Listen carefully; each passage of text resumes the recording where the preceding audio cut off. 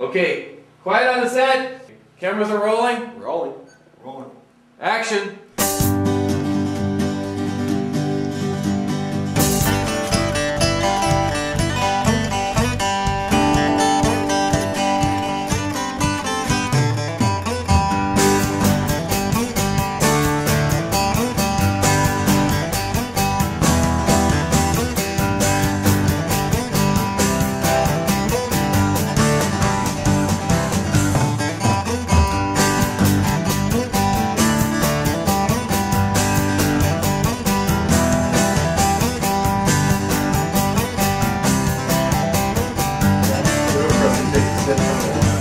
That is curious. What else do you Well, a lot of it started with an idea that Brent had about the guy that had a grocery store and killed a guy, put him through the meat grinder, didn't know what to do with him after that, and fed him to the town, and the town got addicted to eating the meat. And so he had to keep going and killing people, and I kind of stole that idea. And because that's what good directors do, is just steal ideas. And I just kind of tweaked it a little bit. Okay, so we're here with Hank Fiorini, who plays Sheriff Calhoun in Black. Hank, can you tell us a little bit about your character? Well, the sheriff is a redneck, kind of narrow-minded, kind of crude. Basically like me. We've got a fine ethnic community here. Fine ethnic. Northern Europeans, Southern Europeans, Eastern Europeans, and Western Europeans. And 2 Jews. Oh, well, God, what a fun role. Widow Presley. She's, you know, Elvis Presley, channeling Elvis Presley, so she was just a hoot, and, how about a little pokey poke, handsome? I like to keep working, so any good character role I can get my hands on is a good thing. How about a Long Island iced tea? Shit. Everybody was great. I loved working on this film, and I love you all. Mwah! Bellman is an FBI agent. He is like myself in the fact that he knows his job, he can do it very well, and he can get it done, and he takes it very seriously. However... Thank you very much. Okay, cut. Let's go from, He does have some quirkiness to him, which adds to some comedic effects, which I like a lot. Mark, can you just tell us a little bit about your character, Margile? Oh, he's a very sick person. I didn't really want to play him originally, but Matt wrote him for me. I don't know. That makes me wonder, you know, what he sees in me. What's so weird about your character? What's his motivation? Well, he kills people and makes sandwiches out of them. That's not exactly normal, you know. Other than that, he's just a regular guy. So we're here with that internet guy, Brent Simon, who is playing many parts behind the camera, from cameraman to editor to production assistant to graphic design, probably other stuff too. It's gonna take a little nap. Wake me up when I'm ready. I'll be right here. How did you become involved in this project? Well, I've known the director, the acclaimed writer and director Jorge Delarosa, for several years. We went to high school together. We worked on a few short films in the past, notably The Mysterious Disappearance of Teddy Brzezinski. I think about 500 people have seen that on YouTube, so that's good. And he approached me about doing another one that was sort of not so much a spin-off, but you know, kind of in that same vein that would be interrelated with it. And, you know, I didn't have much going on, so why not? Sure. So, you know, he put a script together, we started going over it, and it's just developed over time. And it's come along. We're almost done shooting here. The fine documentary footage you're watching now. It's going to be a pretty cool project. I haven't worked on anything this intense before. These leaves were once black, black as the movie's title. Matt, or Jorge, calls me the assistant director, which basically just means just making sure that the actors, the lines are sounding okay, the scene work is going nicely. Also make sure that some of the actors are comfortable when they need to be. Make sure that there's plenty of tuna and raisins around. And peanuts, of course, because actors live off of that, apparently.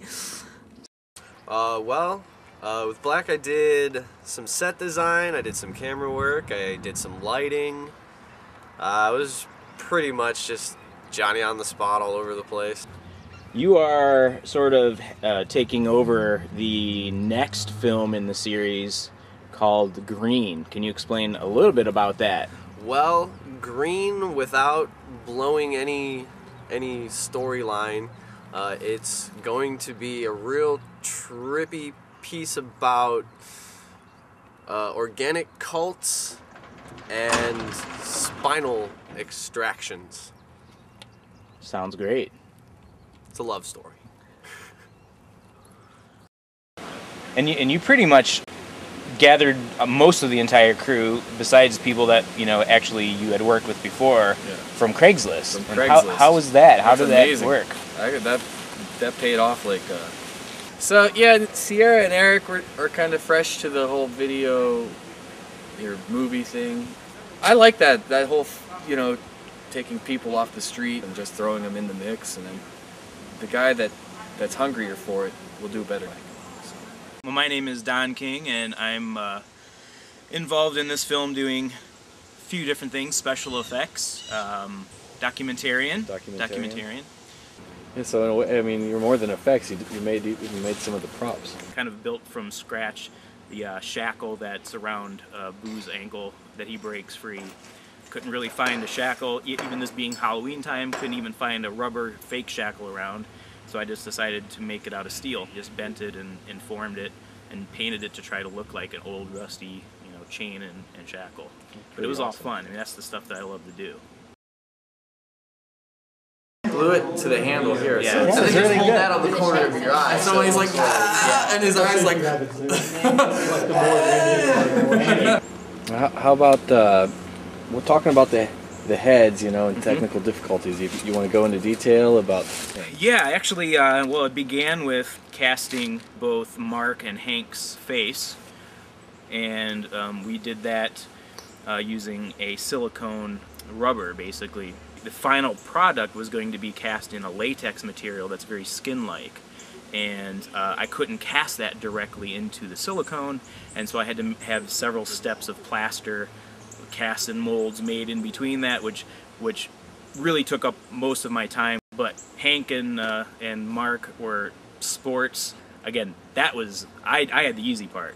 They had the hard part, and getting your face covered in this gooey material with just straws sticking out of your nose to breathe for half an hour while everything's set up is no fun.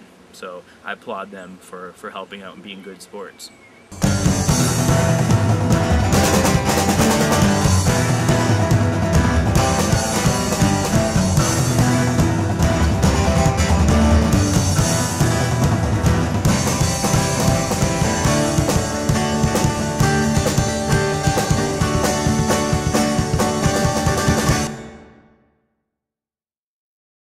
Just tell us a little bit about the work environment with Jorge, and he's not here right now. So is there anything that you'd like to share?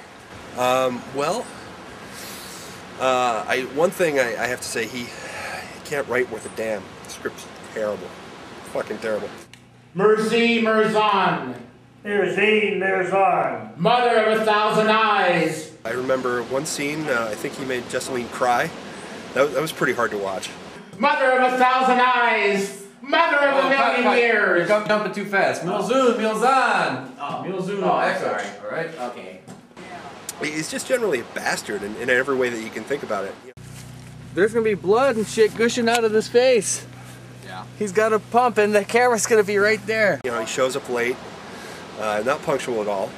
Then for some reason that's our fault. quite frankly, I'm afraid of him.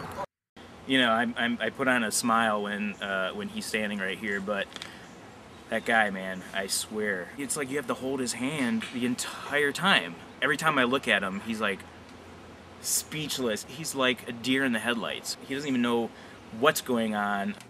I can't even get the damn thing on here. Again, without Jesseline, you know, and you there helping, I really, I just don't know how this would have gone. I think we'd probably still be on the second scene, you know, 3 weeks into this. I don't see really anything happening really after this, provided this even makes it, you know, to YouTube or whatever. We're throwing all the rules out the window. Fuck. He's a little paranoid. I don't want him to know I'm talking about him. But I think after he has a few drinks, he's okay. We want everything to gush out this way. And could you describe a little bit about your experience working with Matt, the writer and director? Who? Was that the guy with the Bart Simpson hair? I didn't even know he was the director. I thought Jocelyn was. I don't know, I kind of thought he was a dick. But I didn't really want to say anything because he did give me this opportunity, you know, to work on this, you know, pretty shitty film.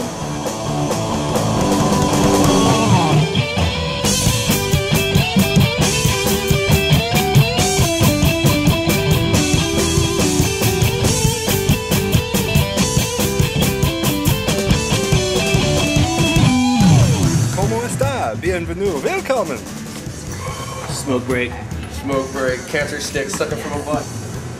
Elmo lost his fur! Oh!